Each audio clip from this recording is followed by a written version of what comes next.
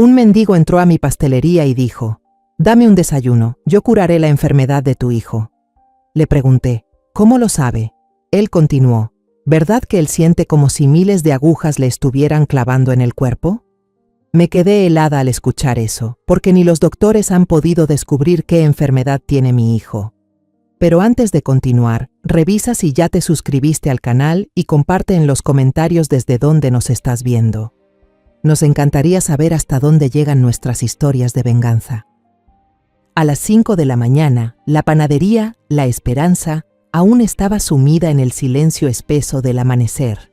Me movía en la oscuridad familiar, con las manos trabajando ágilmente la masa, dando forma a las conchas, preparándome para un nuevo día. Era una rutina que llevaba en la sangre desde hacía 20 años y que me ayudaba a sobrellevar el vacío que dejó la muerte de mi esposo, Ricardo. A través del gran ventanal, los primeros rayos de sol de Guadalajara comenzaban a filtrarse, tal como el nombre que mi esposo y yo le habíamos dado a esta panadería. La pequeña campana de bronce colgada en la puerta sonó suavemente. Levanté la vista de la bandeja de pan, algo sorprendida. A esa hora era demasiado temprano para tener clientes. La pesada puerta de madera se abrió con lentitud y un hombre entró. No se parecía a ninguno de mis clientes habituales. La edad había dejado huellas profundas en su rostro, lleno de arrugas. Llevaba puesto un zarape viejo, descolorido, y unas sandalias guarache cubiertas de polvo. Pero a pesar de su aspecto áspero, sus ojos eran increíblemente claros y brillantes. Se quedó quieto en la entrada, trayendo consigo una ráfaga de aire frío que se coló en la panadería, haciéndome estremecer sin querer. Su mirada no se detuvo en las filas de pan dulce sobre los estantes, sino que me miró directamente a mí. Me limpié las manos en el delantal, dispuesta a preguntarle qué necesitaba. Pero fue él quien habló primero. Extendió una mano callosa y temblorosa, con la palma vacía. Su voz era ronca, como si no hablara desde hacía mucho. «Deme un desayuno». Una petición completamente normal. Asentí levemente, me giré y alcancé una bolsa de papel, dispuesta a meter un pan oreja a un tibio y servirle un café para llevar. «Espere». Me detuve. Él negó con la cabeza, sus ojos aún clavados en mí, y entonces dijo la frase que detuvo mi mundo por completo, que hizo que la bolsa de papel se resbalara de mis dedos entumecidos y cayera al suelo sin hacer ruido. «A cambio, curaré a su hijo». Un silencio repentino envolvió la panadería. Lo de Daniel, mi hijo, no lo sabía nadie. A los vecinos curiosos les había dicho que solo tenía una gripe persistente. Incluso mi hija Sofía, que vive en Ciudad de México, apenas sabía que su hermano no se sentía bien últimamente. Esa enfermedad extraña era mi secreto más doloroso, el fantasma que enfrentaba cada noche en esta casa. Intenté tomar aire profundamente, pero parecía que el oxígeno no llegaba a mis pulmones. Mi voz apenas fue un susurro débil. ¿Qué está diciendo? Mi hijo está bien. Él está completamente sano. Mi mentira sonó patética y vacía. El hombre no le prestó la menor atención. Dio un paso más dentro de la panadería. Su mirada ya no estaba en mí, sino que se alzó hacia la escalera de madera que conducía al departamento familiar en el piso de arriba. Habló despacio, palabra por palabra, como piedras heladas cayendo sobre el suelo de cerámica. Él siente como si miles de agujas se le clavaran en la piel, ¿verdad? Retrocedí por reflejo, golpeando con la espalda el mostrador frío de cristal. El frío traspasó la ropa, recorriéndome la columna, pero no se comparaba con el escalofrío que congelaba mi alma desde adentro. Esas eran exactamente las palabras que Daniel había usado. Anoche, cuando el dolor lo atacó, estaba encogido en la cama, sudando como si saliera de un baño, y me susurró entrecortadamente: «Mamá, me duele mucho. Siento como si miles de agujas me atravesaran». Ya no podía pensar. Toda lógica, toda duda desapareció. Solo quedó un miedo primitivo y una chispa de esperanza tan absurda como desesperada. Me apresuré hacia la puerta. Con las manos temblorosas volteé el cartel de abierto a cerrado y eché el cerrojo. El mundo exterior quedó atrás. Ahora, dentro de mi panadería, solo estábamos ese hombre misterioso y yo. Me di la vuelta y señalé la mesita en la esquina, donde Ricardo y yo solíamos tomar café cada mañana. Mi voz aún temblaba. «Siéntese, por favor». Casi corrí hacia la cocina, con las manos aún temblorosas. Serví una taza de café de olla bien caliente, coloqué 2 orejas en un platito y se lo llevé con cuidado. Él no dio las gracias, solo tomó la taza en silencio y dio un sorbo pequeño. Mientras comía, sus ojos brillantes recorrían toda la panadería. Pero no era la mirada curiosa de un cliente cualquiera. Era como si estuviera siguiendo algo invisible, algo que solo él podía ver. Su mirada se deslizaba desde la esquina del techo, donde colgaban telarañas, bajaba por la pared encalada y se detenía mucho tiempo, casi clavada en el pie de la escalera que llevaba a mi casa. Allí donde Daniel dormía, o mejor dicho, luchaba contra sus pesadillas. Me senté frente a él, con las manos entrelazadas sobre la mesa, apretando tan fuerte que los nudillos se me pusieron blancos. Sentía el pecho arder. Miles de preguntas gritaban en mi cabeza. ¿Quién es este hombre? ¿Cómo sabe? ¿Qué puede hacer? Pero una fuerza invisible que emanaba de su silencio me cerró la boca. Solo pude quedarme allí, conteniendo la respiración, esperando a que terminara el último bocado, esperando una sentencia, una explicación, o cualquier cosa que pudiera sacarme de esta pesadilla. Mi mente volvió a aquellos días de antes, cuando esta panadería, la Esperanza, todavía se llenaba de risas y no de una angustia invisible. Me acordé de Ricardo. Juntos levantamos este lugar desde cero, con nuestros últimos pesos y un gran sueño. Cada ladrillo estaba empapado de nuestro sudor y nuestras esperanzas. Después de que un infarto fulminante se lo llevara, mi mundo se vino abajo, y solo quedó en pie gracias a 2 pedazos que aún me quedaban, Daniel y Sofía. Sofía, mi hija mayor, fuerte e independiente como su padre. Es una talentosa diseñadora gráfica que está construyendo su carrera en la Ciudad de México. Sonreí con tristeza al recordar su llamada de la semana pasada. En medio de la emoción por el trabajo, de pronto su voz bajó el tono y preguntó: «Mamá, ¿no has notado raro a Daniel últimamente? Le he llamado varias veces y su voz suena como lejana, como si me hablara desde un lugar muy distante». En ese momento lo ignoré, creyendo que mi hija estaba exagerando. «Debe ser que está muy ocupado, hija». Pero ahora, esa frase resuena en mi cabeza como una advertencia temprana que fui tonta en no escuchar. Y Daniel, mi hijo menor. Antes, él era el alma de esta panadería. Su sonrisa era radiante y cálida como el sol de Guadalajara, capaz de disipar cualquier tristeza. Aún recuerdo claramente cuando él y Lucía Ortega estaban juntos amasando pan, las manos llenas de harina, bromeando entre risas que llenaban todo el local. Lucía era una chica dulce, sencilla, huérfana, que vivía con su abuela al final de la calle. Solía traer ramos de margaritas silvestres y los ponía en un florero viejo en el mostrador, dándole vida al lugar. Siempre pensé, no, siempre tuve la esperanza de que un día ella sería mi nuera. Pero entonces llegó Camila, como una tormenta repentina en un día soleado. Daniel la conoció en una exposición de arte contemporáneo. No sé qué hablaron, no sé qué hizo ella. Solo sé que 2 semanas después, mi hijo volvió a casa siendo otro. Sus ojos brillaban con una locura descontrolada y anunció que había terminado con Lucía y que se iba a casar con Camila. Me opuse con todas mis fuerzas. Recuerdo haberme quedado paralizada en medio de la casa, con el delantal todavía manchado de harina, y luego grité: «¿Estás loco, Daniel? Ni siquiera sabes nada sobre ella, sobre su familia. 2 semanas. ¿Sabes lo que significa 2 semanas?» Él no se inmutó, solo apretó los puños con fuerza y respondió con una voz tensa, con una firmeza desconocida que yo jamás le había visto: «Mamá, no puedo vivir sin ella. Tú no lo entiendes. Nadie lo entiende». La boda se llevó a cabo de forma apresurada en una fría oficina del registro civil. No hubo flores ni amigos cercanos, solo una atmósfera asfixiante. Camila vestía un vestido de seda rojo oscuro, color sangre.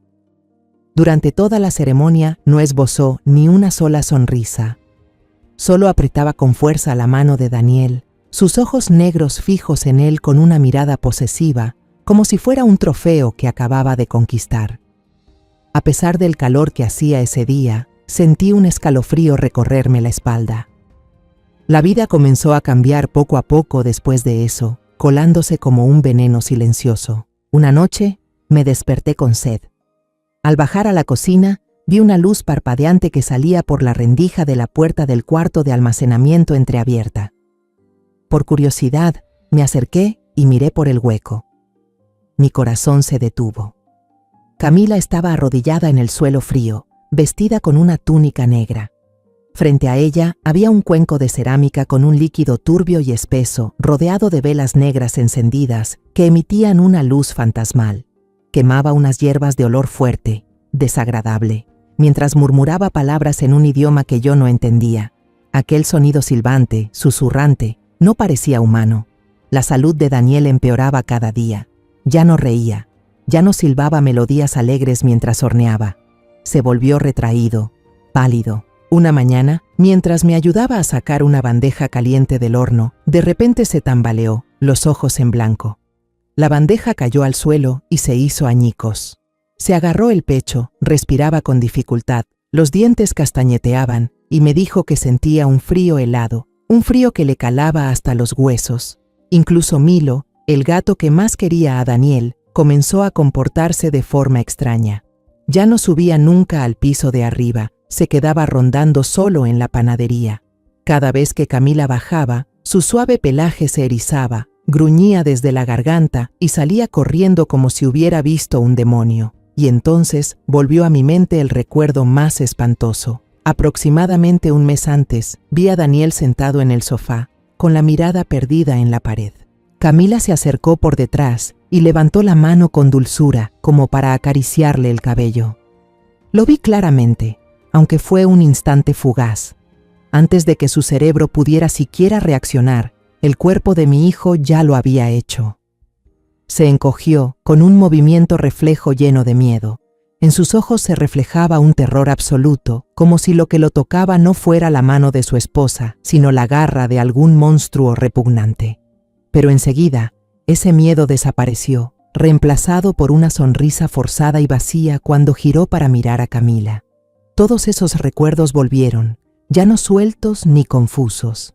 De pronto, encajaron entre sí, unidos por las palabras escalofriantes del hombre que ahora estaba sentado frente a mí. Todos esos fragmentos dispersos, esas preocupaciones que había ignorado, esos detalles que no tenían sentido y decidí no ver, ahora estaban ahí, nítidos. El cuadro completo apareció, y no era una coincidencia, era una pesadilla. El sonido de una taza de cerámica al posarse suavemente sobre el plato me sobresaltó, devolviéndome al presente.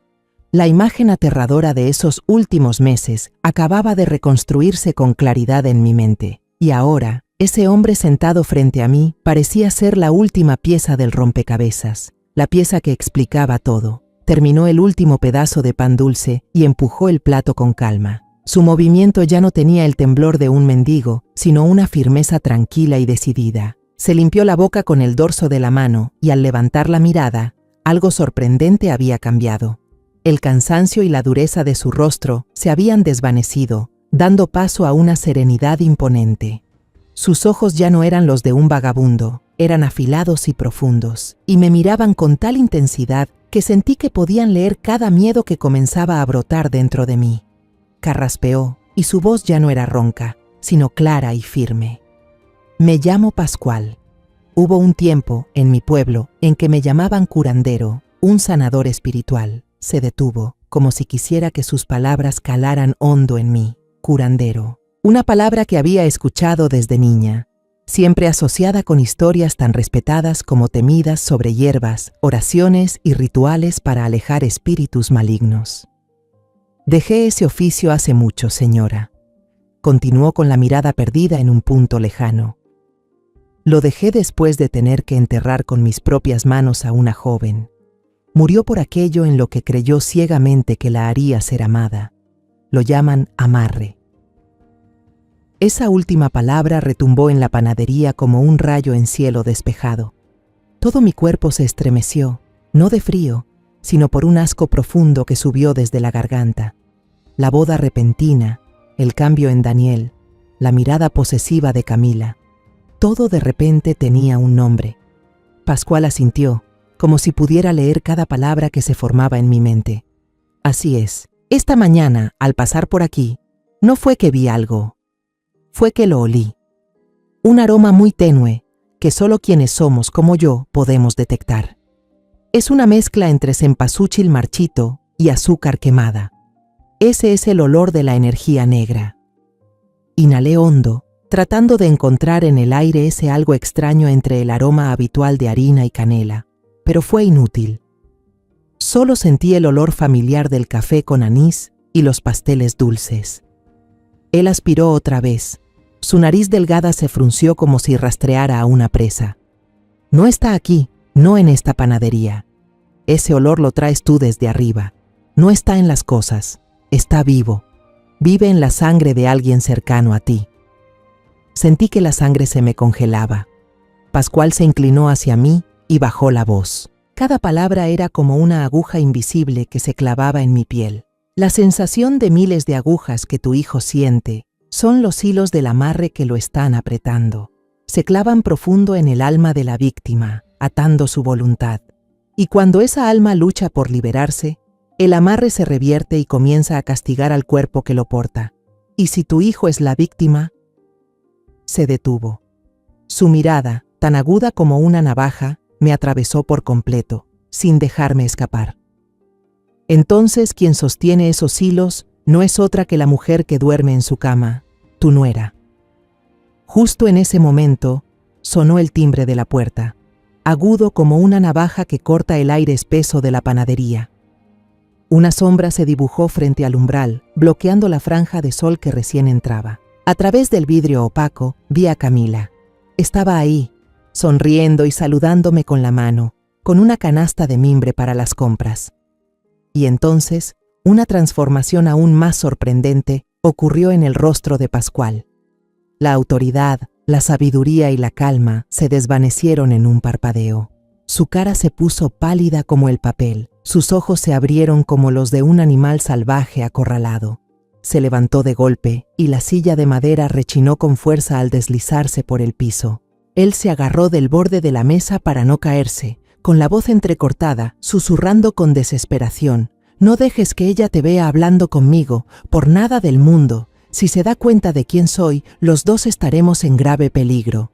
Dicho esto, sacó unas monedas sueltas del bolsillo y las lanzó sobre la mesa. Luego prácticamente salió corriendo por la puerta trasera.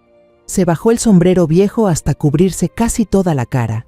Esquivó a Camila, que estaba parada confundida en la entrada, y se perdió entre la multitud en la calle como un fantasma.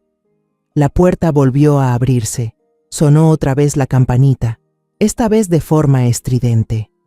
Camila entró, trayendo consigo el olor a albahaca y tomates frescos del mercado. Todavía tenía una sonrisa en los labios. Miró hacia donde Pascual acababa de desaparecer. Luego se volvió hacia mí, frunciendo apenas sus cejas delgadas. ¿Quién era, mamá? Se veía apurado. Sus ojos pasaron rápidamente por la mesa. Se detuvieron en las dos tazas, la mía y la de Pascual, que aún conservaba el calor, y el plato vacío. ¿Vino alguien a visitarte tan temprano? Su sonrisa seguía intacta, radiante, pero sus ojos no. Sus ojos no sonreían. Escaneaban toda la panadería, atentos, analíticos, buscando algo fuera de lugar. Traté de sonreír, pero sentí los músculos de la cara rígidos. Tomé un trapo limpio con manos temblorosas y empecé a limpiar una y otra vez el mostrador ya reluciente. Solo fue un señor que pidió una taza de café, hija. Tenía prisa. ¿Fuiste al mercado tan temprano hoy? Mentí. Y en ese mismo instante, al mirar a sus ojos sin una pizca de emoción, supe que ella también sabía que yo estaba mintiendo. El ambiente en la panadería se volvió de repente sofocante, espeso. Los 2 días siguientes pasaron como una pesadilla interminable. Vivía en una prisión construida por mí misma, una prisión invisible hecha de miedo. Cada mañana, cuando Camila bajaba con su sonrisa impecable, oía en mi cabeza la escalofriante advertencia de Pascual. Esa sonrisa ya no era una señal de amabilidad, era una máscara que ocultaba a la que mueve los hilos. Cada vez que le cocinaba algo a Daniel, cada vez que subía a su cuarto con un tazón de sopa caliente, yo tenía que luchar con el impulso de quitárselo de las manos. ¿Había algo en esa sopa? ¿Alguna hierba extraña? ¿Una gota del cuenco de barro que una vez vi? No me atrevía a preguntar, ni a detenerla. Solo podía mirar impotente, con el corazón encogido. La panadería, que solía ser mi consuelo, ahora era una carga. Mi mente no podía concentrarse. Me olvidé de poner azúcar en una mezcla de masa y le eché demasiada sal a otra. 2 bandejas de pan se quemaron por completo en el horno. El olor a quemado era, de algún modo, el reflejo exacto de mi vida en ese momento, marchitándose en la desesperanza. Tuve que cerrar temprano, colgar un cartel que decía «No hay pan», una mentira que jamás había usado en más de 20 años. La tarde del segundo día, mientras estaba sentada en la caja, perdida en mis pensamientos, un auto familiar se estacionó justo frente al local. La puerta se abrió y mi hija, Sofía, entró. Llevaba unos jeans sencillos, una camiseta con la imagen de alguna banda, una mochila para laptop en la mano y el cabello recogido en una coleta alta. Su energía moderna y vibrante contrastaba por completo con el aire sombrío y denso que llenaba la casa. Al verla, el muro de contención que había intentado mantener durante 2 días se derrumbó por completo. Estuve a punto de llorar del alivio. Una aliada. Por fin tenía una aliada. Esa noche, esperé en silencio, con el corazón inquieto. Oí a Camila decirle a Daniel que durmiera bien, luego el sonido de sus pasos y la puerta cerrándose. Esperé 15 minutos más, hasta que toda la casa quedó en silencio. Caminé de puntillas hasta el cuarto de Sofía y le hice una señal. Mamá e hija bajaron en silencio a la cocina, y yo cerré la puerta con llave, algo que jamás había hecho en mi propia casa. Bajo la luz amarillenta y parpadeante de la cocina, conté todo. Desde el momento en que el hombre llamado Pascual entró a la panadería, su escalofriante propuesta de intercambio, las palabras «hechizo de amor» y el olor a crisantemos marchitos.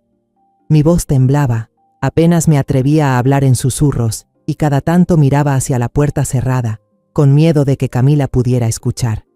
Le conté el terror reflejado en el rostro de Pascual al ver a Camila y su advertencia mortal. Sofía escuchaba sin interrumpir. La alegría y vitalidad con la que había llegado desaparecieron de su cara, reemplazadas por una expresión seria, casi aterradora. No mostró sorpresa, no se rió, ni me llamó paranoica. Solo escuchaba en silencio, sus ojos inteligentes se oscurecieron. Cuando terminé, exhausta y temblando, ella soltó un suspiro largo y dejó la taza de té ya fría sobre la mesa. Ya sabía que algo no estaba bien, mamá. Mi corazón se detuvo un instante. ¿Tú lo sabías? No exactamente, respondió con voz grave. Solo que vi algunas cosas. La última vez que vine por el Día de los Muertos, ¿te acuerdas? A medianoche tuve sed y bajé por agua. Al pasar junto al cuartito del fondo, noté que la puerta estaba entreabierta y salía luz de adentro. Sofía dudó, como si recordara algo desagradable. La vi a ella. No tenía la luz encendida, solo unas velas negras alrededor. Frente a ella había un cuenco de barro con un líquido turbio adentro. Flotaban unos pétalos marchitos. Estaba arrodillada, inclinada sobre el cuenco, murmurando algo. Eran palabras que no entendí, no eran español.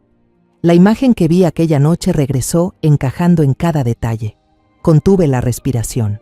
Sofía continuó, su voz cada vez más baja como si temiera sus propias palabras. Me asusté tanto que me escondí detrás de la puerta. Vi que, al terminar, se levantó, tomó una cajita de madera oscura de un estante alto y subió las escaleras. Yo, entre curiosa y asustada, la seguí de lejos. Vi que fue al armario de los manteles al fondo del pasillo, movió unas mantas viejas y escondió la caja bien al fondo. Nos miramos a través de la tenue luz amarilla. En los ojos de mi hija vi la confirmación de mis peores temores. Ambas sabíamos que la respuesta, la prueba o tal vez el origen de esta pesadilla estaba dentro de esa caja de madera. Sofía, con la determinación que heredó de su padre, tomó de inmediato la iniciativa. No se alteró, pensó. No podemos actuar de forma impulsiva. Ella es muy cuidadosa. Necesitamos un plan. Me miró directo a los ojos, firme. Mañana la invitaré a ir de compras. Le diré que encontré un mercado artesanal en las afueras de Tlaquepaque, donde venden rebozos muy bonitos. Le diré que quiero que me ayude a elegir uno para regalo. Ida y vuelta nos tomará al menos toda la mañana. Durante ese tiempo, dijo mientras tomaba mi mano temblorosa, vas a entrar al armario y sacar esa caja. Tenemos que saber qué hay adentro. Necesitamos pruebas, mamá. Esa noche no pude dormir. Me quedé acostada, con los ojos abiertos mirando el techo oscuro. No dejaba de mirar hacia el pasillo, donde estaba el armario de madera de roble, una reliquia de mi madre. Llevaba ahí décadas, callado e inofensivo, pero esta noche se convirtió en una puerta al infierno. Detrás de esa madera silenciosa, lo sabía, estaba la evidencia tangible de la pesadilla que vivíamos, y mañana tendría que abrir esa puerta con mis propias manos. A la mañana siguiente, bajé a la panadería más temprano de lo habitual, pero no por trabajo. El sueño no llegaba a mí, solo el miedo y el plan de Sofía daban vueltas sin parar en mi cabeza. El corazón me latía como un tambor de guerra dentro del pecho, acelerado y desordenado. Traté de actuar con normalidad. Mis manos se movían de forma mecánica haciendo las tareas de siempre: amasar, hornear, preparar café. Pero ya no era un ritual pacífico. Me temblaban tanto las manos que terminé tirando una caja de azúcar al suelo. El dulce aroma del pan horneado se esparcía por el aire, pero para mí, en ese momento, solo aumentaba mis ganas de vomitar. A las 9 en punto, como habíamos acordado, Sofía bajó. Ya se había cambiado. Llevaba un vestido floreado y llamativo, un maquillaje suave, y se veía radiante como un girasol. La función comenzaba.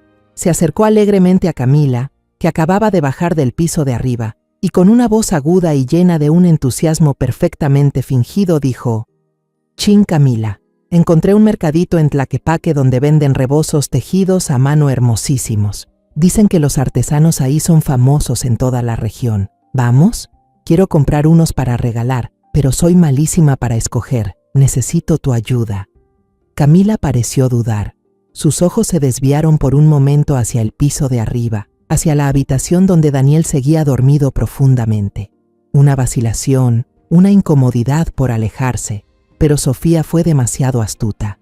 No paraba de insistir, halagando el buen gusto de Camila, diciendo que nadie mejor que ella para elegir los colores y diseños. Con tanto halago, la desconfianza de Camila pareció aflojar.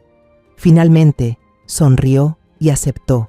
Yo estaba detrás del mostrador, conteniendo la respiración, con las manos apretadas una contra otra bajo la mesa. Observé a las dos. Una era mi hija de sangre, la otra una bestia disfrazada de mujer, salir juntas por la puerta. Sonó la campanita. Y luego, silencio. Esperé. Conté cada segundo, mirando fijamente hacia la calle, hasta que el cochecito de Sofía desapareció al fondo. La casa quedó en un silencio aterrador. Un silencio más pesado que cualquier grito. Corrí hacia la puerta. La cerré con llave y volteé el cartel de abierto a cerrado temporalmente. Me giré y me enfrenté a la escalera de madera. Parecía un monstruo con la boca abierta esperándome. Subí los peldaños. Cada crujido bajo mis pies era como un golpe en el pecho. Al pasar por la habitación de Daniel, escuché su respiración pesada, constante. Mi hijo estaba ahí, indefenso, mientras yo iba en busca de la prueba de su pesadilla. Sentí una punzada en el pecho que me apuró. Llegué al armario de sábanas al fondo del pasillo. Un viejo ropero de roble, una herencia de mi madre, que ahora se veía amenazante. Sentí las manos heladas cuando toqué el picaporte de bronce gastado. Respiré hondo y abrí la puerta. El olor a naftalina y tela vieja me golpeó de lleno. Empecé a revolver, torpemente. Saqué una por una las toallas, las sábanas, las cobijas gruesas llenas de polvo de otras temporadas. Escarbaba como una loca, con el corazón desbocado por el miedo y la prisa. Finalmente, en el rincón más profundo, detrás de una manta de lana color musgo, mi mano tocó algo duro, frío y liso. Lo saqué. Era una cajita de madera, pequeña, cabía justo en la palma de mi mano, hecha de un ébano tan negro que helaba. Alrededor de la caja había 3 vueltas de listón rojo oscuro como la sangre, atadas con un nudo tan complejo que nunca había visto antes. Justo sobre el nudo, una gota de cera negra endurecida lo sellaba, como un ojo de demonio vigilando. No me atreví a abrirla ahí. La apreté contra el pecho, corrí a mi habitación y cerré la puerta con llave. Me dejé caer al suelo, con la caja helada entre mis manos. Tomé el cuchillo pequeño que uso para pelar fruta y con cuidado raspé la cera negra. Se deshizo en pedacitos. Luego, con los dedos temblorosos, fui desatando uno por uno los lazos de seda roja. Al abrir la tapa de la caja, un olor rancio, metálico y putrefacto subió de golpe, directo a mi nariz. Era el olor de la descomposición, del óxido, de algo que una vez estuvo vivo y ahora estaba muerto. Estuve a punto de vomitar. Tuve que girar la cara para tomar aire fresco. Reuniendo valor, miré dentro. Estaba forrada con una tela de terciopelo negro, y sobre ella, cosas espantosas. Un mechón de cabello negro, ligeramente ondulado, reconocí enseguida que era de Daniel, el mismo cabello que solía acariciar cuando era niño. Al lado, unos trozos pequeños de uñas, blancuzcas. Pero lo más aterrador era lo que estaba justo en el centro. Una foto tipo carné de Daniel, de esas que se usan para trámites, pero doblada por la mitad. Cuando la abrí temblando, una mancha de color rojo oscuro, seca y agrietada, pegaba ambas mitades de su rostro. Sangre, sangre seca. Y en la esquina inferior de la foto, había un símbolo extraño, dibujado con esa misma tinta rojiza. Parecía un alacrán con la cola levantada. Retrocedí, jadeando, mi espalda chocó contra la pared. Esto ya no era una sospecha, era una abominación, era una prueba. Todo lo que dijo Pascual, todos mis miedos, eran reales. Un ataque de pánico total se apoderó de mí, pero la razón me gritaba lo que debía hacer. Tomé el celular a toda prisa, las manos me temblaban tanto que tuve que intentar varias veces hasta que logré abrir la cámara. Fotografié todo. La caja aún con el lazo intacto, el nudo complicado, la gota de cera negra, y luego tomas cercanas de cada objeto repulsivo en su interior. Amplié el símbolo de sangre en la esquina de la foto, esperando que pudiera decirme algo. Al terminar, actué como un autómata. Coloqué con cuidado todo de nuevo en la caja. El mechón, las uñas, la foto doblada. Traté de atar otra vez el lazo rojo con el mismo nudo, aunque sabía que no quedaría igual. Para disimular, se me ocurrió una idea. Corrí al pequeño altar en la esquina de la habitación, encendí una vela blanca y dejé caer una gota de cera sobre el nudo, esperando que Camila no notara la diferencia de color. Coloqué la caja en su lugar apresuradamente, acomodé las cobijas encima de forma descuidada. Justo cuando cerré de golpe la puerta del closet, escuché el sonido del auto de Sofía llegando, el ruido del motor familiar que ahora sonaba como una campana de muerte. Corrí a mi cuarto, con el corazón a punto de salirse del pecho. Entré al baño, abrí la llave y me eché agua fría en la cara. Unos minutos después, escuché la puerta principal abrirse, las voces de Camila y Sofía subiendo por las escaleras. Hoy estuvo buenísimo, gracias Sofía. La tela de ahí es preciosa. La voz de Camila sonaba dulce, melodiosa. Una voz falsa que me helaba la sangre. Me apoyé contra la puerta del baño, temblando de pies a cabeza, escuchando los pasos de ese monstruo caminando por mi propia casa. El almuerzo de ese día fue una tortura. Sentada frente a Camila en la mesa, trataba de tragar cucharadas de sopa de pollo que ella misma había cocinado. La sonrisa de Sofía, su alegría al contar sobre la ida de compras, era lo único que mantenía mi cordura. Solo podía sentir y sonreír. Pero en mi mente, la imagen del mechón de Daniel y la foto ensangrentada daban vueltas sin parar. El aire de esta casa ya estaba envenenado. Cada respiración que tomaba se sentía pesada, llena de mentiras y maldad. No podía quedarme ahí ni un segundo más. Me siento un poco mareada, dije, intentando que mi voz sonara calmada mientras me levantaba de la silla. Voy a salir a tomar un poco de aire. Aprovecho para comprar más harina y vainilla, que ya casi no queda. Sofía entendió al instante. ¿Quieres que te acompañe, abuela? No, mi amor, respondí rápidamente lanzando una mirada a Camila. Quédate con tu papá. No tardo. Tenía que ir sola. Necesitaba espacio para respirar. para recomponer las piezas horribles que ahora formaban mi mente. Y sobre todo, necesitaba que alguien me dijera qué hacer, alguien que no fuera mi hija, a quien debía aparentar ser fuerte para protegerla. Salí de casa y me lancé al aire sofocante de la tarde. No me dirigí a la tienda de insumos. Mis piernas, como por instinto, comenzaron a caminar, llevándome sin rumbo por calles conocidas que hoy parecían extrañas. Terminé parada al borde del bullicioso Mercado Libertad. No estaba buscando a Pascual intencionalmente. ¿Cómo podría encontrar a un mendigo anónimo entre esta marea de gente? Pero en el fondo, una parte desesperada de mí seguía gritando, esperando volver a verlo. Él era el único hilo al que podía aferrarme en ese momento. Y lo vi. Entre el bullicio del mercado, entre los gritos de los vendedores, los regateos y la música de mariachi de fondo, él estaba sentado en un escalón de piedra, en un rincón apartado, detrás de un puesto de cerámica. De nuevo parecía un simple mendigo cualquiera, silencioso y casi invisible. Estaba partiendo pedacitos de pan duro, repartiéndolos pacientemente a unas palomas tímidas que se acercaban. Al ver mi silueta, las palomas se asustaron y salieron volando en desbandada. Pascual alzó la vista con lentitud. En sus ojos no había ni una pizca de sorpresa. Solo asintió levemente, como si ya supiera que vendría, como si hubiera estado esperándome ahí. «¿Ya lo encontraste, verdad?», preguntó en voz baja, con esa voz ronca como la primera vez que lo vi. No necesitaba responder. Tenía la garganta hecha un nudo. Me senté a su lado en ese escalón de piedra frío. Las bolsas de los transeúntes golpeaban mis hombros, pero ya no sentía nada. El ruido del mercado pareció alejarse. Formó una especie de muralla de sonido que nos envolvía a los dos. Temblando, saqué mi celular y abrí las fotos que había tomado. Pascual tomó el teléfono, entornó los ojos.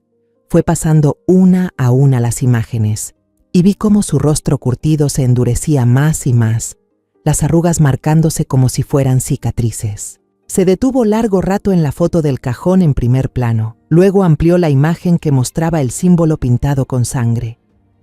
«Esto es un amarre», murmuró, usando una palabra antigua. «Un conjuro que ata el alma, cabello, uñas, sangre. Todos son objetos que contienen la esencia, el aliento de una persona. Son como anclas para encadenar su alma». Apagó el teléfono y me lo devolvió. Su mirada era seria, muy seria. «Tiene que entender esto, señora María Elena. Lo que llaman un hechizo de amor jamás genera amor. El amor es libertad, es entrega. Esto, en cambio, es una prisión. Secuestra el alma de alguien, la ata al que lanzó el hechizo. La víctima se convierte en un títere, nada más, obedeciendo órdenes, diciendo lo que el manipulador quiere oír. Pero en lo más profundo, su alma verdadera sigue ahí, gritando, luchando desesperadamente por escapar».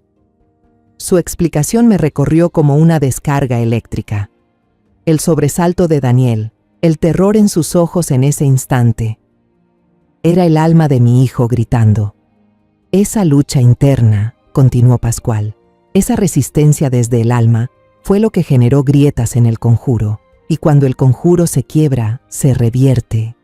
¿Se revierte?, pregunté, con la voz temblorosa, a punto de romperse. Así es.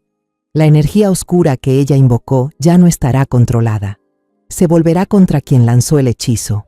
Le devorará la mente, la volverá loca, paranoica, celosa hasta la enfermedad. Ya no creerá en el poder del amarre, porque verá que la víctima sigue resistiéndose desde dentro. En esa locura, pensará que la única manera de retener a la víctima es eliminar su cuerpo. Pascual se puso de pie y se sacudió el polvo invisible de sus viejos pantalones. Él miró hacia el atardecer que caía detrás de los techos amontonados, tiñendo todo el cielo de un color rojo anaranjado como la sangre. Ella va a matar a su hijo. No lo dijo como una suposición, fue una profecía. Fría, firme y sin posibilidad de cambio. No lo hará por odio, continuó, con la voz más grave, sino por una obsesión enfermiza hasta el extremo. Ella cree que, cuando el cuerpo de Daniel muera, la lucha de su alma terminará. Entonces podrá encerrarla para siempre, convertirla en una posesión eterna solo suya. Sus palabras fueron como un martillazo invisible directo a mi cabeza. Me quedé paralizada. Todo mi mundo se rompió en 1000 pedazos. Ya no se trataba de salvar a mi hijo de una enfermedad extraña, ni de liberarlo de un matrimonio tóxico. Era una carrera para salvarle la vida. Pascual puso su mano sobre mi hombro, un toque suave pero firme, que me sacó del abismo del horror. Tenga cuidado. Desde este momento, usted no solo se enfrenta a una mujer celosa, sino también a la magia negra que la está controlando. Dicho esto, se dio media vuelta, bajó su sombrero y se perdió entre las sombras que empezaban a cubrir los callejones del mercado.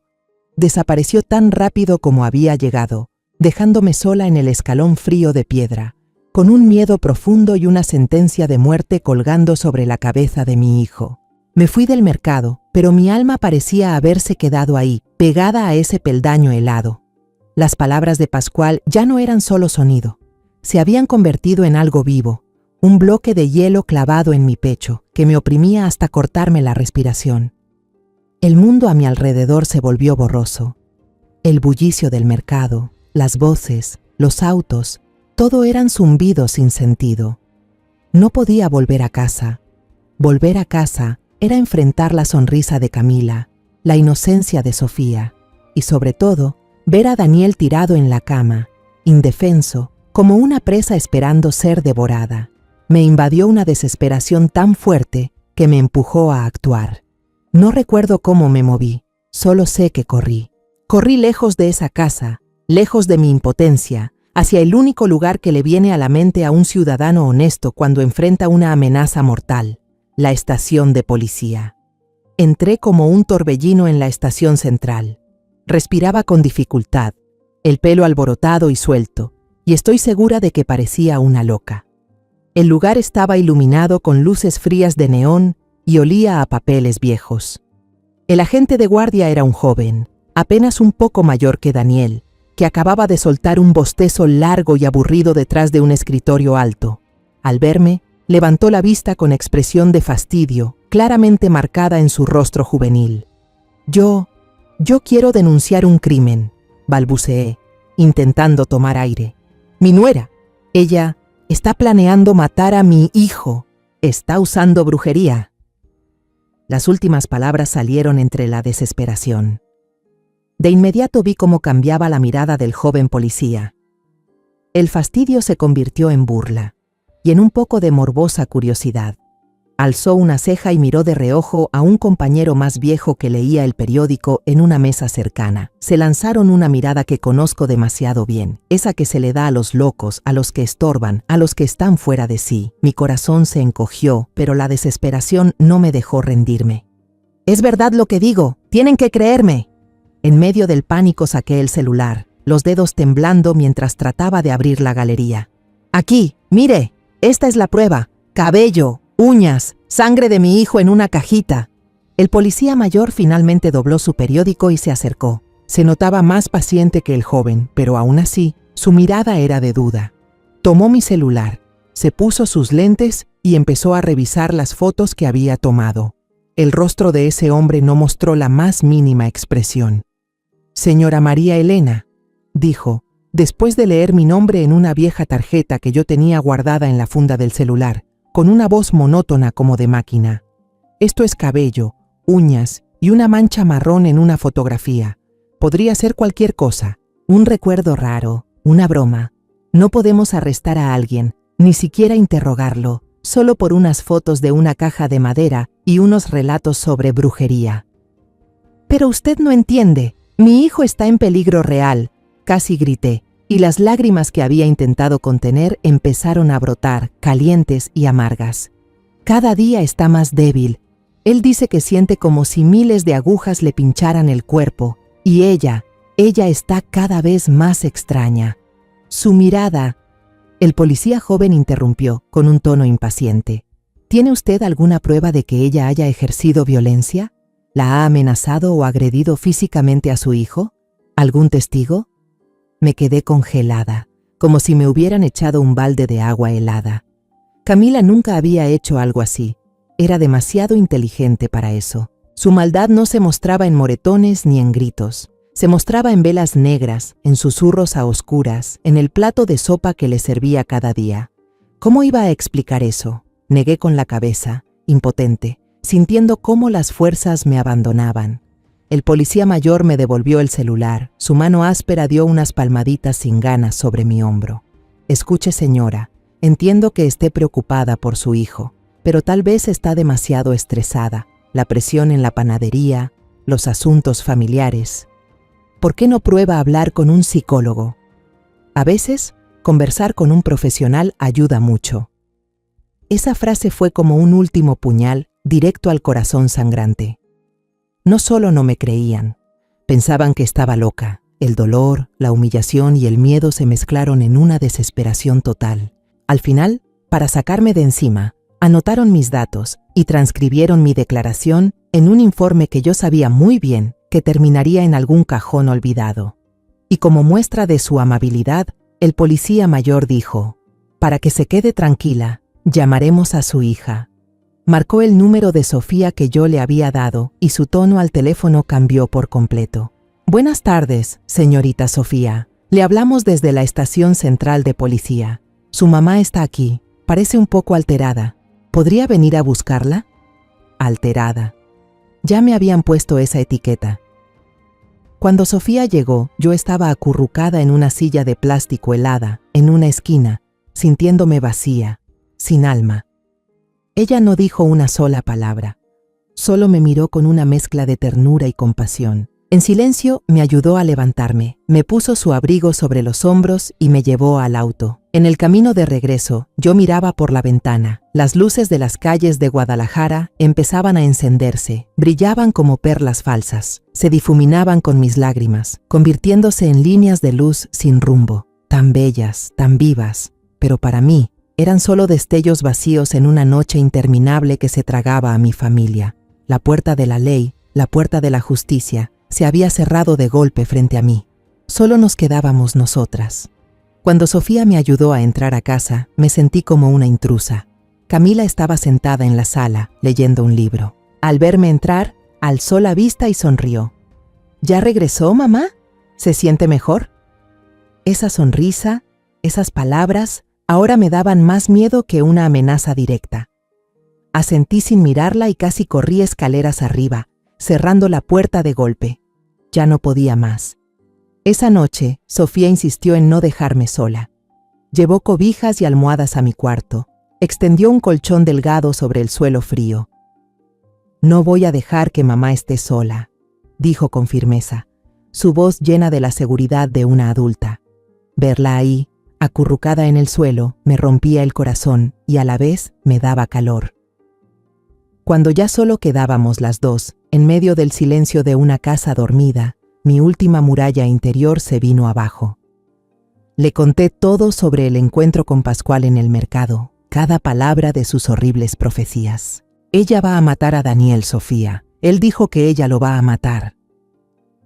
Le hablé de la humillación en la estación de policía, de las miradas de desprecio, de la sugerencia de ir a ver a un psicólogo. Lloré desconsoladamente sobre el hombro de mi hija. Los llantos que había estado reprimiendo durante días por fin estallaron.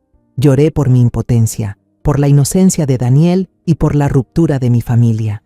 Toda esperanza parecía haberse desvanecido. Solo quedaba la oscuridad espesa de la desesperación. Sofía no dijo nada. Solo me abrazó con fuerza, dejándome llorar hasta quedarme sin fuerzas, hasta que ya no quedaban lágrimas por derramar. Luego, con ternura, me secó las lágrimas con la orilla de su camisa y dijo, con voz firme y seria: «Mamá, ellos no te creen, pero yo sí, yo te creo. Y conozco a alguien que tal vez también nos crea». Sacó su celular, la pantalla brilló en medio de la oscuridad mientras buscaba un número en la agenda. «Se llama Mateo Vega. Fuimos muy buenos amigos en la universidad. Él no es como los demás, mamá. Ahora es teniente, se encarga de casos raros. Esos que otros policías suelen ignorar por considerarlos extraños o sin explicación lógica». Sofía marcó, respiró hondo y dijo al teléfono, con una voz corta pero urgente: «Mateo, soy yo. Sofía. Perdón por llamarte a esta hora, pero es algo muy serio. Tiene que ver con mi familia. ¿Podés venir ahora mismo? Por favor, no puede esperar hasta mañana. Menos de una hora después, cuando la ciudad ya dormía profundamente, se escucharon unos golpecitos suaves y discretos en la puerta de la panadería. Sofía bajó con cuidado a abrir. Mateo Vega entró. No era el tipo de policía alto y musculoso que yo solía imaginar. Vega era delgado, usaba gafas de marco grueso, parecía más bien un profesor universitario que un agente de la ley, pero sus ojos, detrás de los lentes, eran increíblemente agudos e inteligentes. Recorrieron todo el lugar con rapidez, observando en silencio cada rincón de la panadería. Se acercó y me extendió la mano, un apretón firme y cálido. Buenas noches, doña María Elena, soy Mateo. Sofía ya me contó algo. ¿Podría empezar desde el principio, por favor? Cada detalle, por más pequeño que parezca. No omita nada, aunque parezca absurdo.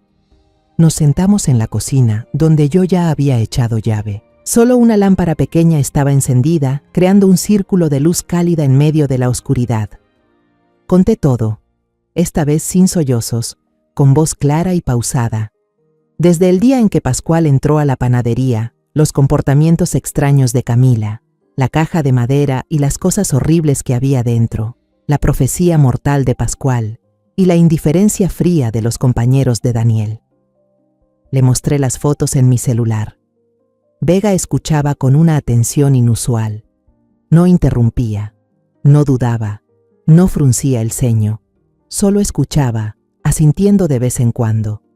Observaba cada foto con detenimiento, ampliaba las letras escritas con sangre, con una mirada muy concentrada. Me pidió que describiera con precisión el olor dentro de la caja, el aroma del humo de hierbas en la casa y hasta el comportamiento temeroso del gato Milo. Valoraba cada detalle, transformando lo que otros consideraban fantasía en pistas importantes. Cuando terminé de hablar, él guardó silencio un largo rato, con las manos entrelazadas sobre la mesa, perdido en sus pensamientos. Su silencio no era como el de los otros policías. No era indiferencia, era análisis profundo.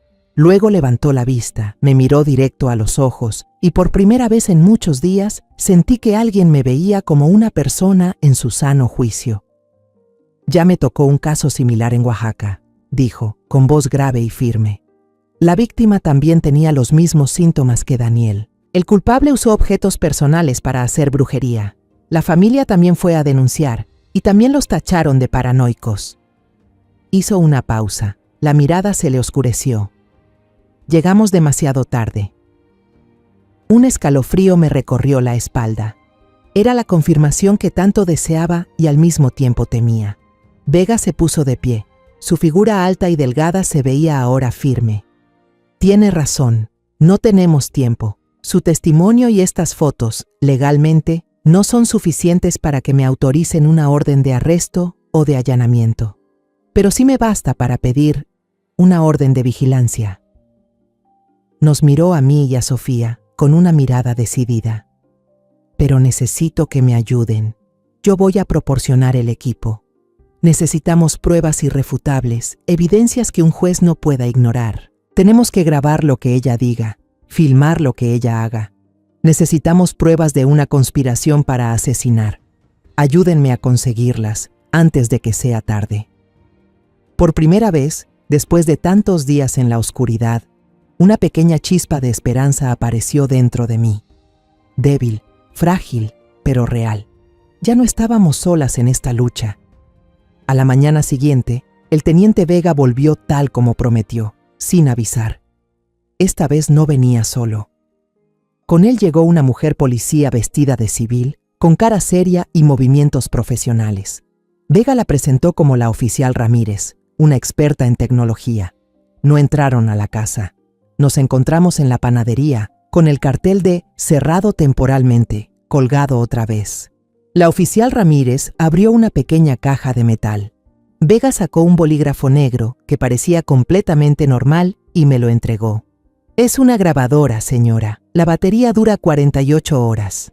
Llévela siempre en el bolsillo del delantal. Solo tiene que presionar la punta para comenzar a grabar y otra vez para detener». Me miró serio. Es muy sensible, puede captar hasta susurros. Después, le dio a Sofía un pequeño llavero plateado, con un grabado del sol azteca.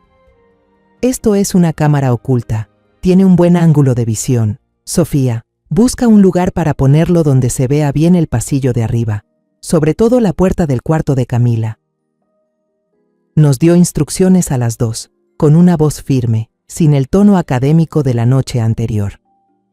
Desde este momento, ustedes son nuestros ojos y oídos. No deben actuar distinto. Vivan como siempre. Rían cuando haya que reír. Hablen cuando haya que hablar. Su tarea es observar y registrar cualquier cosa extraña, especialmente monólogos, llamadas sospechosas o cualquier objeto raro que Camila traiga a la casa. No la enfrenten, no demuestren miedo. Recuerden, ella es muy desconfiada. La vida en mi casa se volvió de inmediato una obra de teatro tensa. Sofía y yo éramos actrices sin entrenamiento, y nuestra única espectadora era nuestra enemiga. Cada comida era una escena, cada saludo, una línea de guión calculada. Trataba de concentrarme en hornear, pero el bolígrafo en mi delantal pesaba como un recordatorio constante de nuestra misión aterradora. La primera prueba llegó antes de lo que esperaba. Esa misma tarde, mientras limpiaba la cocina, Camila entró con una tetera de hierbas que, según ella, era para calmar a Daniel.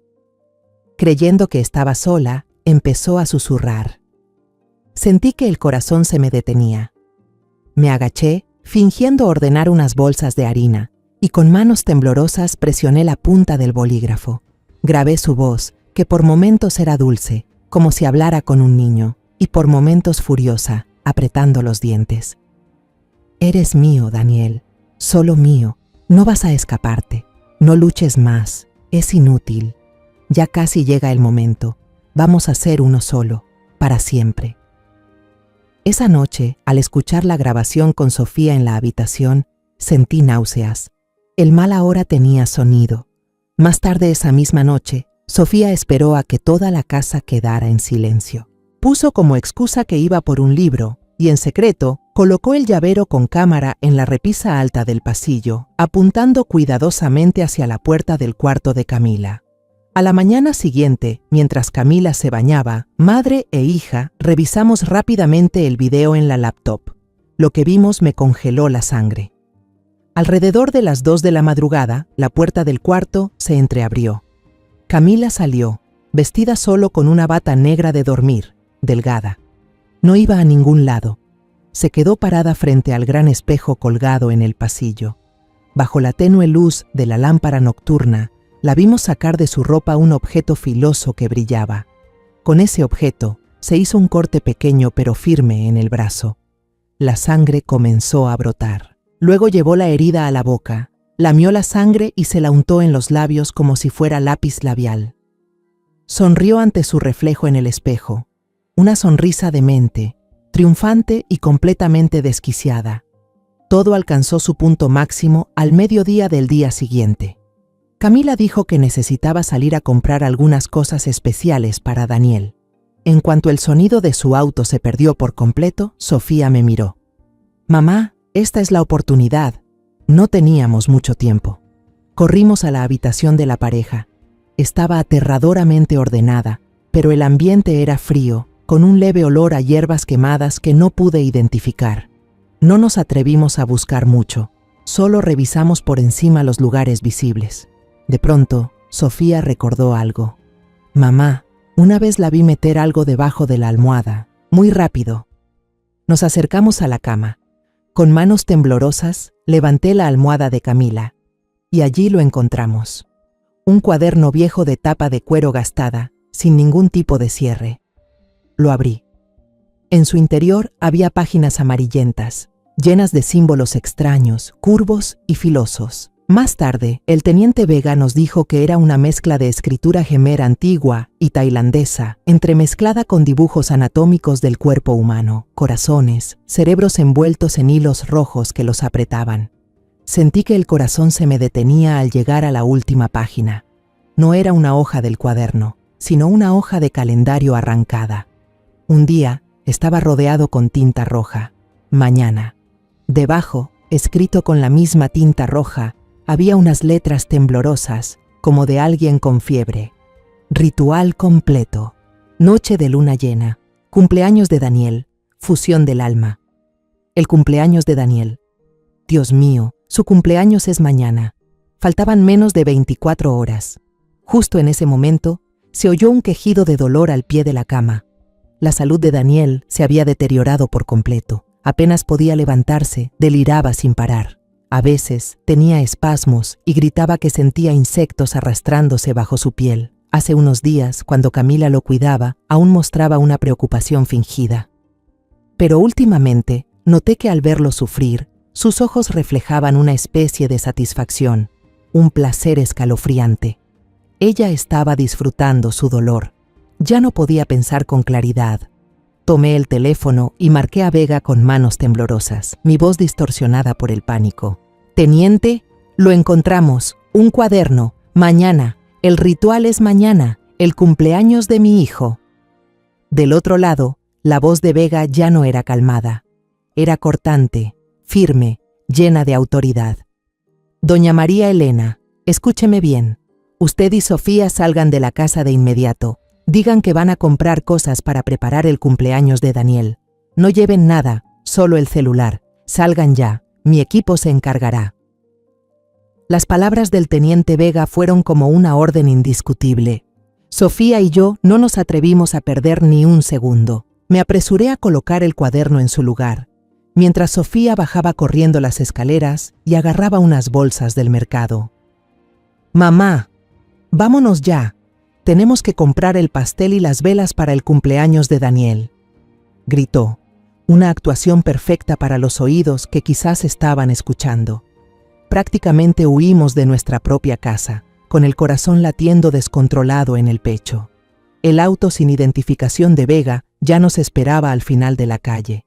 Nos metimos en el asiento trasero y la puerta se cerró con un golpe sordo, aislándonos del mundo exterior. Vega no dijo nada. Solo nos entregó una tablet. En la pantalla aparecían imágenes desde varios ángulos dentro de mi casa. Eran cámaras ocultas que su equipo había instalado en secreto cuando salimos. Mi casa, que alguna vez fue un hogar lleno de recuerdos de Ricardo y de las risas de los niños, ahora parecía un escenario de terror, y nosotras las espectadoras forzadas de la obra espantosa que estaba por empezar. Cayó la noche. La luna llena, brillante y fría, iluminaba la calle. A través de la pantalla gris, vimos cómo Camila se movía. Ella bajaba a Daniel, casi inconsciente, desde el segundo piso. Mi hijo parecía un muñeco sin alma. Su cuerpo flojo se dejaba arrastrar sin resistencia. Ella lo acostó boca arriba sobre una tela negra ya extendida en medio de la sala. Entonces comenzó el ritual. Empezó a encender unas velas, pero no eran blancas ni amarillas, sino rojas como la sangre. Su luz temblorosa proyectaba sombras extrañas en las paredes. El olor a incienso y a alguna hierba quemada impregnaba el aire con tanta intensidad que sentí que atravesaba incluso el auto cerrado. Camila llevaba una túnica negra de seda, el cabello suelto. Su rostro tenía una expresión ausente, con una belleza perturbadora y enloquecida. A ratos sonreía sola, y de repente rompía en llanto. Empezó a caminar en círculos alrededor de Daniel, murmurando conjuros espeluznantes en un idioma desconocido, un sonido que silbaba como serpiente. «¿Lo ves, mi amado Daniel?», decía entre llantos, su voz captada por el micrófono que habíamos dejado. «Lo he hecho todo por ti. Fui hasta tierras lejanas, aprendí la magia más oscura, todo para que seas mío, solo mío». Se arrodilló junto a Daniel. De su manga ancha sacó dos cosas. Una era una pequeña daga, con la hoja curva como una luna creciente, brillando bajo la luz de las velas. La otra, un muñeco de tela tosca, al que estaba pegado un mechón de cabello que reconocí de inmediato como de Daniel. «Pero tú sigues resistiéndote. Aunque tu cuerpo ya es mío, tu alma quiere escapar», gritó, con lágrimas corriendo por su rostro hermoso deformado por el odio. «Si no puedo tenerte por completo en vida, entonces me quedaré con tu alma para siempre». A través de la pantalla, la vimos alzar el cuchillo, el destello del acero apuntando directo al pecho de Daniel. Grité desesperada, un grito que se atoró en mi garganta, sintiendo como si mi corazón se rompiera en 1000 pedazos. Justo en ese momento, la puerta principal y las ventanas del salón estallaron al mismo tiempo. Los vidrios volaron por todas partes. El equipo especial de Vega, vestido de negro y totalmente armado, irrumpió desde todos los ángulos como una tormenta oscura. ¡Policía! ¡Suelta el arma! Camila se sobresaltó, giró bruscamente. Su cara se transformó en una mezcla de furia y locura desatada, pero no atacó a los policías. En un último acto de posesión, giró el cuchillo hacia sí misma, dispuesta a clavárselo en el corazón, pero un oficial alcanzó a lanzarse sobre ella, derribándola contra el suelo. El cuchillo salió volando, girando sobre el piso de cerámica. Ella gritaba como una loca, retorciéndose en el suelo como un animal herido. De repente, su cuerpo comenzó a convulsionar violentamente. Una sangre negra y espesa empezó a brotarle por la boca y la nariz. Abrió los ojos desorbitados, mirando un punto vacío en el techo, y se desmayó. El conjuro había caído sobre su propia dueña. Los paramédicos se lanzaron de inmediato a auxiliar a Daniel y lo subieron rápidamente a la ambulancia. Sofía y yo abrimos la puerta del vehículo de golpe y corrimos hacia él. Tomamos su mano, que estaba helada. Su pulso era muy débil, pero seguía vivo. Meses después, yo estaba sentada en mi panadería. La luz cálida del atardecer se colaba por el ventanal, trayendo consigo el aroma de una nueva tanda de pan recién horneado. Todo había vuelto a la calma. Camila fue declarada incapaz por el tribunal y trasladada a un hospital psiquiátrico especial, bajo estricta vigilancia. Nadie sabe si alguna vez volverá en sí o si quedará atrapada para siempre en la pesadilla que ella misma creó.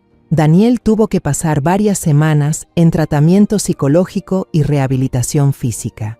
Cuando recuperó completamente la lucidez, sus recuerdos empezaron a volver. Contó que sentía como si otra persona viviera dentro de su cuerpo. Habló de sueños extraños en los que una sombra lo perseguía, de la sensación de estar siendo controlado sin poder resistirse. También recordaba vagamente que algunos amigos mencionaron que Camila había hecho un misterioso viaje a Tailandia justo antes de que, sin razón alguna, rompiera con Lucía. El tribunal aprobó rápidamente su solicitud de divorcio unilateral. El timbre de la tienda sonó con alegría. Daniel entró. Aún estaba un poco delgado, pero sus ojos ya eran claros otra vez, y su sonrisa cálida había regresado. A su lado venía Lucía. No se tomaban de la mano, pero la forma en que se miraban estaba llena de ternura, confianza y una comprensión profunda de quienes han atravesado juntos la tormenta. Lucía me trajo un ramo de margaritas silvestres, como solía hacerlo en el pasado. Sofía, después de todo lo ocurrido, decidió cambiar de trabajo para estar más cerca de casa, ayudarme y estar con la familia. La panadería La Esperanza volvió a llenarse de risas, incluso más que antes. Nunca volví a ver a Pascual. Algunos dicen que se fue de la ciudad. A veces me pregunto si él fue real o si solo fue un santo enviado para salvarnos. Cada noche, cuando me paro frente al pequeño altar en mi cuarto para rezar, le dedico una oración especial a él, al hombre con ojos brillantes que entró a mi panadería en una mañana decisiva y salvó a toda mi familia. Yo solía creer que con amar bastaba para proteger a los míos, que si guardaba silencio y aguantaba, las tormentas se disiparían solas. Pero me equivoqué. Hay maldades que no se presentan con gritos ni golpes, sino que se ocultan tras una sonrisa dulce y un silencio mortal. Hay heridas que no sangran, pero que drenan el alma. Aprendí que callar es ser cómplice del mal y que la fe solo vale si viene acompañada de acción. Como madre, no podía quedarme sentada viendo cómo mi hijo era encerrado en un infierno invisible. Y quiero que todos, sobre todo las madres, crean en su intuición, que alcen la voz, que luchen, aunque las llamen locas, aunque el mundo les dé la espalda, porque la vida, la verdad y el amor merecen ser protegidos a toda costa. La historia que acabas de escuchar ha sido modificada en nombres y lugares para proteger la identidad de las personas involucradas. No la contamos para juzgar, sino con la esperanza de que alguien la escuche y se detenga a reflexionar. ¿Cuántas madres están sufriendo en silencio dentro de su propio hogar? De verdad me pregunto, si tú estuvieras en mi lugar, ¿qué harías? ¿Elegirías el silencio para mantener la paz ¿O te atreverías a enfrentarlo todo para recuperar tu voz? Me encantaría saber tu opinión sobre esta historia de historias que duelen o cualquier sugerencia para mejorar nuestro contenido. Dios siempre bendice y estoy segura de que la valentía nos llevará a días mejores. Por ahora, en la pantalla final, te dejo 2 de las historias más queridas del canal. Estoy segura de que te sorprenderán. Gracias por haberte quedado conmigo hasta este momento.